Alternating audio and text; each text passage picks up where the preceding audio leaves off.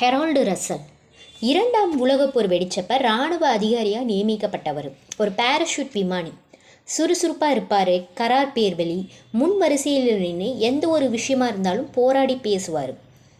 அவருக்கு அந்த முகாமில் இருந்தப்ப ஒரு விபத்தில் அவரோட 2 கைகளுமே பலத்த சேதம் அடைஞ்சிட்டனால 2 கைகளையுமே மருத்துவர்கள் நீக்கிடுறாங்க.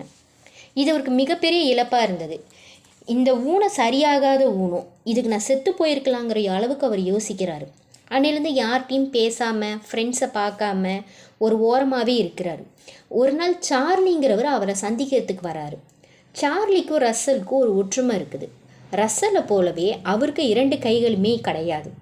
சார்லியை பார்த்தோன்னே ரசல் ஓன அழ தொடங்குறாரு. எனக்கு வாழ்க்கையே வெறுத்துடுச்சு, இதுக்கு மேலே நான் என்ன பண்ண போகிறேன்னு தெரியல, என் வாழ்க்கையே முடிஞ்சு போச்சு அப்படிங்கிறாரு. அதுக்கு சார்லி சொல்கிறாரு, இது ஒரு இழப்பு தான், சந்தேகமே இல்லை. ஆனால் அதுக்காக இப்படி சுருண்டு படுத்துக்க கூடாது. என் வாழ்க்கையே முடிஞ்சிருச்சின்றீங்க, இல்லை இனிமே தான் உங்களுக்கு ஒரு வாழ்க்கை தொடங்க போகுது அப்படிங்கிறாரு. இனி தொடங்கிறதுக்கு எங்கிட்ட ஒன்றுமே இல்லை ரசல், ஒரே ஒரு தடையை மட்டும் நீ சரி செஞ்சிட்டீங்க அப்படின்னா எல்லாமே மாறிடுன்றாரு. என்ன தடைன்னு சொல்லுங்கள். நீங்கள் தான் எனக்கு நானே தடையான்னு கேட்குறாரு. ஆமாம், உங்கள் இழப்பை ஈடு செய்ய முடியாது அப்படின்னு நினச்சிக்கிட்டு இருக்கிறீங்கள, இதுதான் மிகப்பெரிய தவறு. எப்படி உங்களை நீங்கள் மாற்றிக்கங்க. புரியலை, நீங்கள் இழந்த ஒன்றுக்கு பதிலாக இன்னொன்று உங்களுக்கு கொடுத்துருக்குறாங்க, நினைவில் வச்சுக்கோங்க. நீங்கள் ஊனமுற்றுதான் இருக்கிறீங்களே தவிர முடமாகி போகலன்றாரு. ஊனத்துக்கும் முடத்துக்கும் என்ன பெருசாக வித்தியாசம் இருக்க போகுது அப்படின்னு யோசிங்கன்னு சார்லி கிளம்பிடுறாரு. அதுக்கப்புறம் ரசல் உட்காந்து நிறைய டிக்ஷனரியை ரிசர்ச் பண்ணிகிட்டே இருக்கிறாரு. ஊனம் முடம் ரெண்டுத்துக்கு என்ன வித்தியாசம் அப்படின்னு ஒரு பக்கம் அவர் முடிவு செஞ்சார். படித்து பார்த்துட்டு, ஊனம்னா செயலற்ற தன்மை, முடம்னா தடை, குறுக்கீடு. சார்லி சொன்னதுக்கு என்ன அர்த்தம்னு ரசல் யோசிச்சார். கைகளை இழந்துட்டேன், அதனால் என்னால் செயல்பட முடியாது, இது உண்மை. ஆனால் இந்த ஊனம் ஒரு குறுக்கீடாக தடையாக இருக்கக்கூடாதுன்னு சொல்கிறாரு சார்லி. இது எப்படி சாத்தியம்? பல இரவுகள் தூங்காமல் புரண்டு படுத்து நம்ம இதுக்கு மேலே என்ன பண்ணுறது, இவர் சும்மா இல்லாமல் ஒரு திரியை வேற கொளுத்து விட்டு போயிட்டாரு, இதுக்கு மேலே நம்ம என்ன பண்ணுறது, ஆனால் ஏதாவது பண்ணணுமேன்னு யோசிச்சுட்டே இருக்கிறாரு.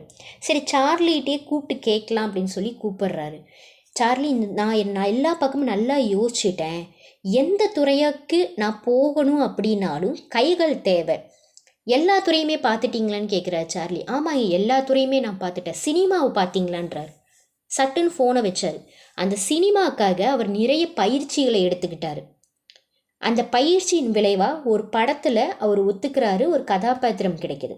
அந்த படத்தோட பேர் நம் வாழ்வின் சிறந்த வருடங்கள், the best years of our lifes. இதுதான் அந்த படத்தோட பேர். படத்தில் ஒரு முக்கியமான பாத்திரம் ரசலுக்காக ஒதுக்கி தராங்க. படமும் வெளிவருது. டென்ஷனில் உச்சக்கட்டத்தில் இருக்கார் ரசல். இப்படி ஒரு நடிகரை மக்கள் ஏற்றுப்பாங்களா, படம் ஓடுமா, வெற்றி கிடைக்குமா அப்படின்னு யோசிச்சுட்டே இருக்கார். விரைவில் விடையே கிடச்சிருச்சு. ரசலை மக்கள் ஏற்றுக்கிட்டாங்க. படம் பிச்சுக்கிட்டு ஓடுது. வெற்றினா சாதாரண வெற்றி இல்லை, மாபெரும் வெற்றி. இது மட்டுமா, ரசல் கனவுல கூட அதை எதிர்பார்த்துருக்க மாட்டார். அவருக்கு ஒரு மிகப்பெரிய அங்கீகாரமே கிடைக்குது. சிறந்த துணை நடிகருக்கான ஆஸ்கர் விருதும் அவருக்கு கிடைக்குது. அந்த படத்துக்கு அவரோட சேர்த்து மொத்தம் 7 ஆஸ்கர் விருதுகள் தராங்க. அதோட ரசலுக்கு மட்டும் கோல்டன் குளோபுங்கிற விருதும் கொடுக்குறாங்க. எதுக்காகனா, தொழில்முறை நடிகராக இல்லாமல் நடிக்க வந்தவங்களுக்குள்ள திறமையாக நடித்தார் அப்படிங்கிறதுக்காக. கனவிலும் நினச்சி பார்க்காத வெற்றி இது அவருக்கு. ஒரு சுயசரிதையை எழுதுகிறாரு.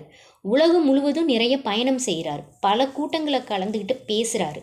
ரசலோட வாழ்க்கை முற்றிலுமாக மாறி போகுது.